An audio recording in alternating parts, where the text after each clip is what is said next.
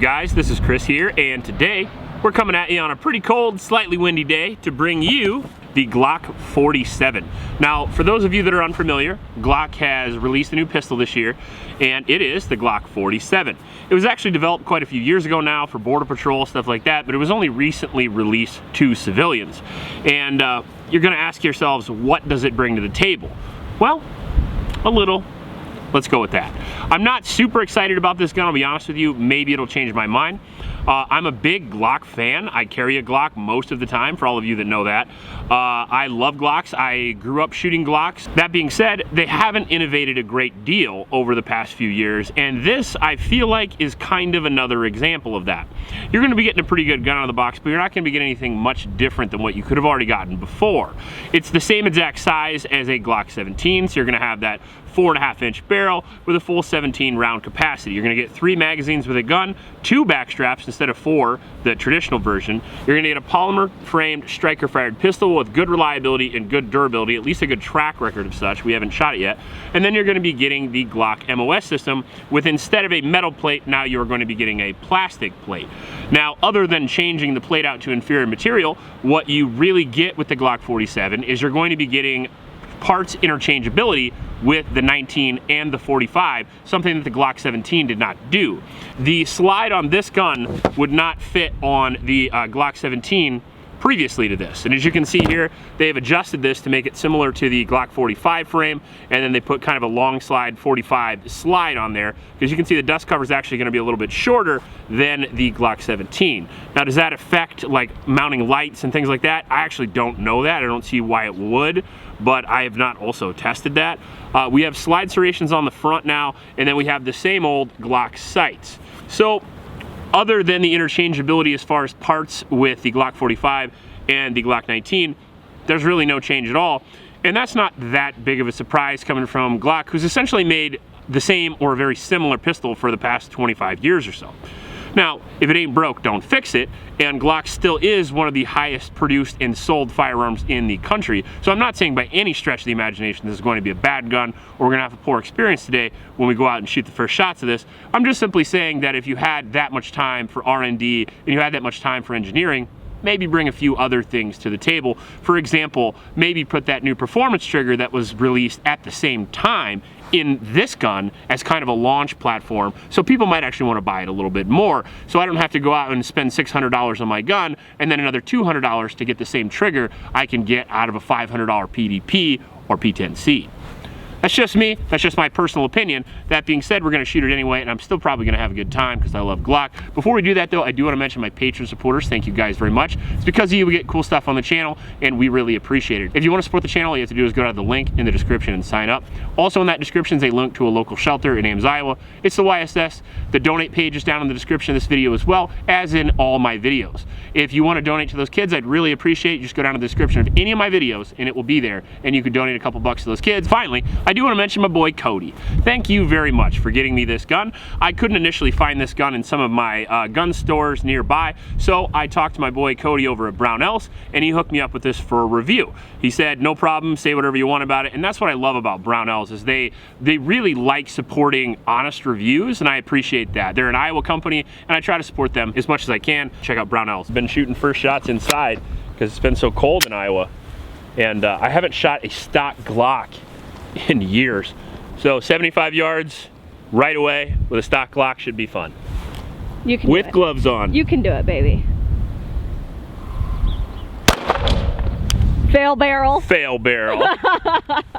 Snatch the trigger right at the end there. Got it. I've been shooting CZs and 1911s. We have about a 20-mile-an-hour crosswind too. What I've been doing. Okay. My eyes are watering like crazy because of the crosswind. Well, you got it. And then I got the white sights, which I hate.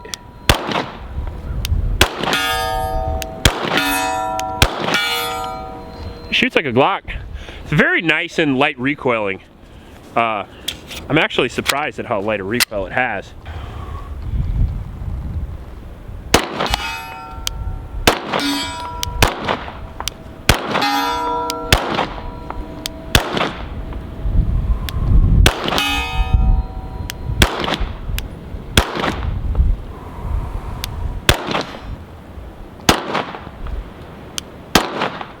Jeez, I can't hit water if I fell out of a boat. There we go.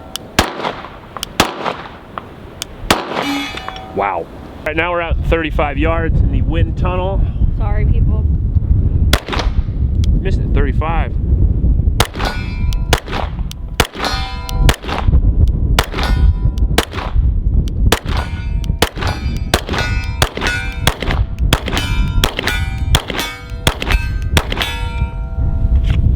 There we go. Yeah. Just gotta get it dialed in. Yeah.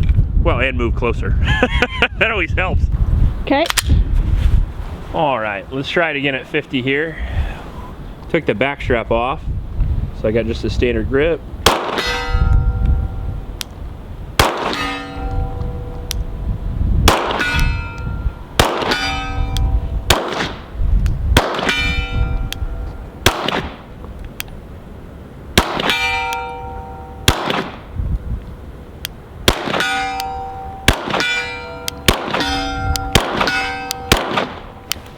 Getting a little better, but yeah, I still don't love it.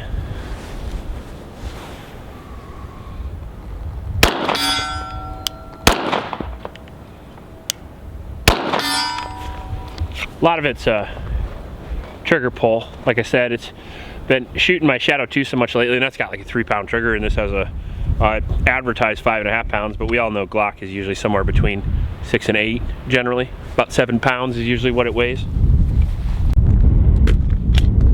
Let's see how it home defends.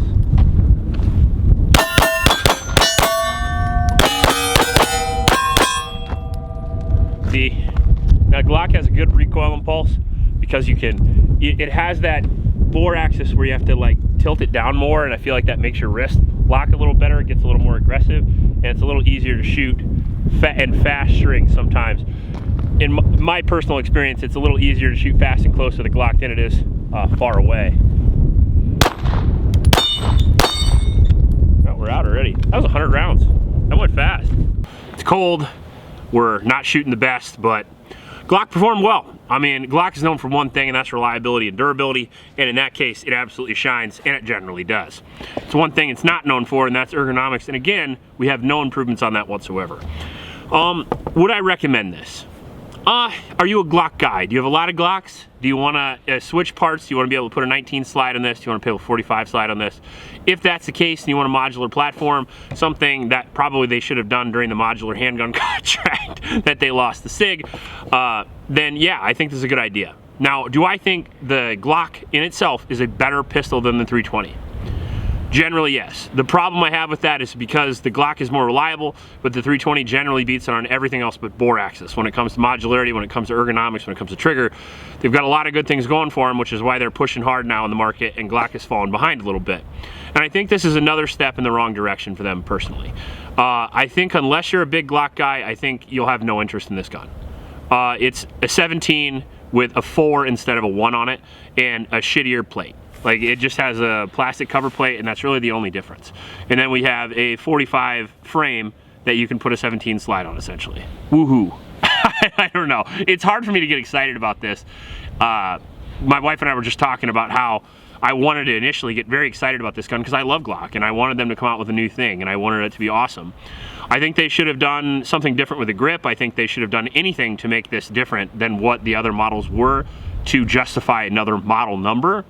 That being said, if you don't agree with me, feel free to leave that in the comment section below. I'm not saying it's a bad gun. It's still one of the best guns out there on the market. Glock's still kicking it. That's why they've been at the top for so long, and they'll continue to be. This will be a success regardless of what I think. That being said, I wish they would push the boundaries of innovation a little bit more, especially with all the money that they have at their disposal for R&D, and I think they could have done a few other things with this gun as well. That being said, they didn't, so here we are. This is my first shots, my first impressions. We had 100 rounds through it, it went perfect. The recoil impulse was great, the trigger was garbage. We might do a full review of this and we might not. It really depends on how this video is received and how many of you in the comment section want me to do it. So if you want me to do a 1,000 review, let me know in the comment section below. If you like this video, please like and subscribe. Please support your local homeless shelters and remember to recycle. I'll check you later.